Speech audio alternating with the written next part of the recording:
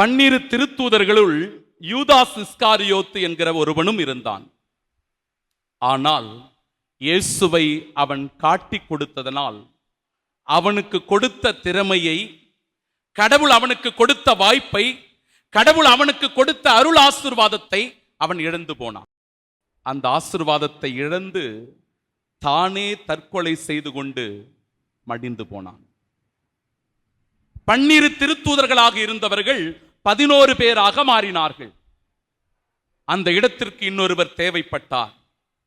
அவரை தேர்ந்தெடுப்பதற்கு 2 தகுதிகளாக இன்றைய முதல் வாசகம் நமக்கு எடுத்து சொல்லுகிறது. ஒன்று, இயேசுவினுடைய திருமுழுக்கு முதல் அவருடைய விண்ணேற்பு வரை, அவருடைய விண்ணேற்றம் வரை ஒருவர் அவரோடு உடன் இருந்திருக்க வேண்டும்.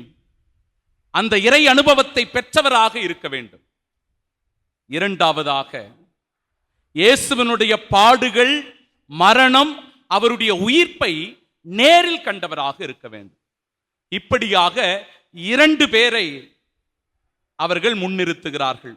ஒருவர் பெயர் பர்சபா என்பது, பர்சபா எனும் யோசேப்பு, இன்னொருவர் மத்தியா என்பவர்.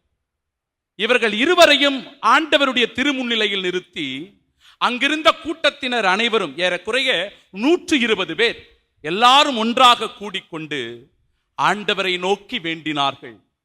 ஆண்டவரே, என் தேவனே, என் மெஸ்ஸியாவே, என் மீட்பரே, உம்முடைய பணியை செய்ய, உம்முடைய நற்செய்தி அறிவிக்க, உம்முடைய திருத்தூது பணியை நிறைவாக செய்வதற்கு தகுதியான ஒருவரை நீர் தேர்ந்தெடுத்து கொடும். கடவுளிடத்தில் அவர்கள் ஜெபித்தார்கள். கடவுள் அவர்களுடைய குரலை கேட்டருளினார். அவருடைய மன்றாட்டுக்கு செவிசாய்த்தார். அதன் அடிப்படையில் இறைவார்த்தை சொல்லுகிறது, சீட்டு மத்தியாவின் பெயருக்கு விழவே அவர் 11 திருத்தூதர்களோடு சேர்த்து கொள்ளப்பட்டார். திருத்தூதரான மத்தியா தேர்ந்து கொள்ளப்பட்டார். சில நேரங்களில் நமக்கு திறமைகள் இருந்தாலும், வாய்ப்புகள் கிடைத்தாலும், நல்ல அதிகாரத்தில் பதவியில் நாம் இருந்தாலும் கூட அதற்கு தகுதி உடையவர்களாக இருக்கணும். கடவுளுக்கு நம்பிக்கைக்குரிய ஊழியனாக இருக்கணும். ஏனென்றால் கடவுள்தான் உங்களை படைத்தார், கடவுள்தான் உங்களை பாதுகாக்கிறார், கடவுள்தான் உங்களை பராமரித்து வருகிறார் என்கிற நம்பிக்கையும் விசுவாசமும் ஆழ இருக்கும்போது ஆணவமோ, அகங்காரமோ, திமிரோ நமக்குள் வராது.